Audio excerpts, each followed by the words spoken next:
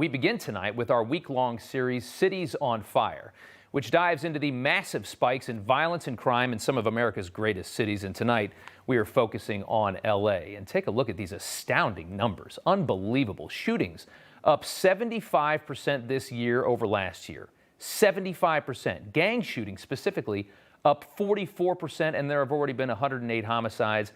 And it is only April at this point. Just this morning, 2 people were killed, a third wounded during a shooting spree at 5 different locations. The shooter was killed during a standoff with police after a lengthy chase that ended up on a freeway. Police at this point don't have a motive. The very fashionable AntiCop Agenda is alive and well in Southern California. This is from last month. BLM rioters injuring 3 cops, including, look at that.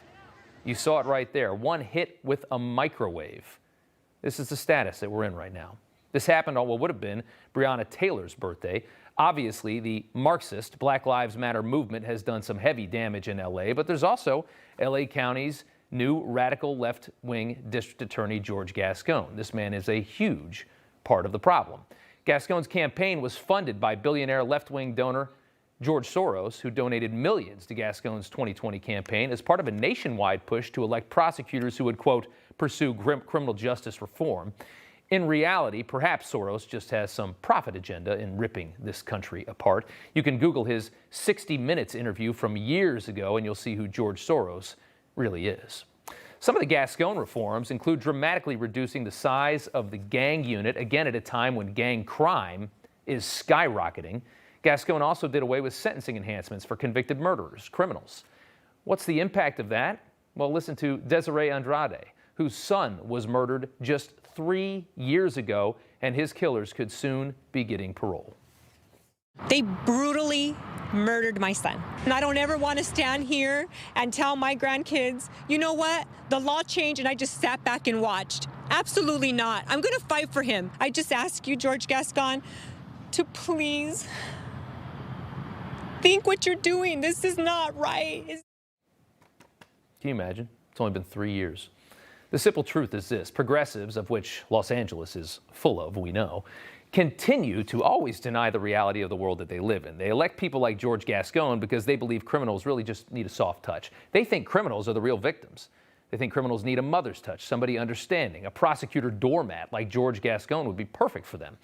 Progressives believe criminals will stop committing crimes if society just goes easier on them. And the same thing happens every single time we try this. And we've tried it many times.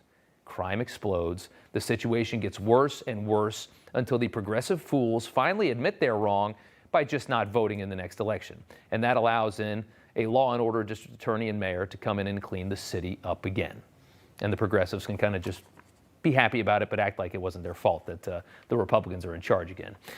Take a listen to the only person George Gascon is fighting for: violent criminals like Philip Dorsett.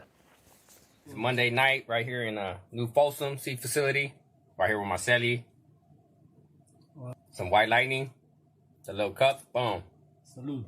Celebrating us going home on this Gascon direct. Oh. That's prison now, by the way. Looks like a dorm room, doesn't it? That's a prison cell. What did you say, Folsom? That's prison. He's drinking prison liquor, happy as hell, looking forward to getting out soon. Dorsett was sentenced to 40 years to life for the execution-style shooting death of a rival gang member. He's now expected to get out early under sentencing reforms being led by George Gascon. Dorsett wasn't a victim of society.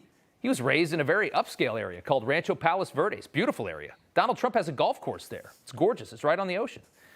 Philip Dorsett can't wait to get out, thanks to his new best buddy, George Gascon, of course. Despite the crime spikes, many LA Democrats somehow are still on board with defunding the police, because we all know that the only black lives that really matter are the ones that are taken by cops. The thousands who die every year in the commission of a crime, those don't count. Nobody cares about those. The mayor in LA, Eric Garcetti, last year gave in to the woke BLM mob and slashed the police budget by $150 million.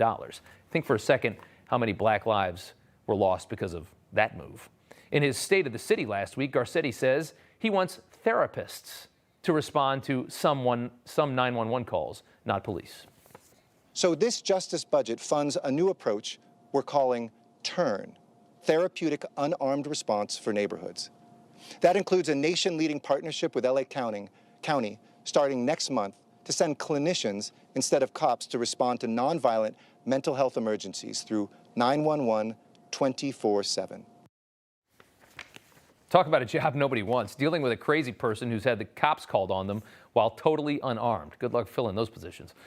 With the recent spike in crime, even Garcetti, a liberal, is rethinking that move to cut police funds. Check out this headline. Los Angeles mayor calls for 3% increase to LAPD's budget, bucking defund the police advocates after shootings rise 80% this year. Shootings rise 80%. What don't they get? It boggles the mind. With the LAPD dealing with a wave of retirements, even Garcetti acknowledged that they have to replace those officers. The left hates to hear that. Meanwhile, one LA police officer is actually trying to bridge the divide between police and left-wing celebrities and athletes. You remember this tweet from Lakers star LeBron James tweeting out the photo of the Columbus police officer in the Ma'Khia Bryant shooting, saying, "You're next," a guy that should be deemed a hero. In a normal world, he would be. Officer Dion Joseph, black man himself, wrote a letter to LeBron. Reads in part, "Unlike some who have dug their heels in the belief that police are inherently evil, I think if you yourself actually sat down and had a real, honest, and open conversation with a cop, there is a strong chance you may discover we are not the monsters you have come to believe we are." That's right. While the crime in LA is making headlines, liberalism has also led to an incredible homelessness crisis in that city. It is a mess. Last week, a federal judge actually ordered the city and county to offer some form of shelter to Skid Row's entire homeless population by October. A federal judge is mandating this. We're getting very left in this country. HUD reports there are more than 20,000 homeless in Los Angeles. 20,000, a 13% jump from the same time last year. Homeless deaths have also increased as well. Hey, I'm Rob Finnerty. Thanks for watching. If you enjoyed this video, please join the conversation in the comments below. Don't forget to subscribe, too. Hit the bell icon to be alerted to breaking news. And remember, there's a whole lot more on Newsmax TV, America's fastest growing cable news network. Newsmax TV, we're real news for real people.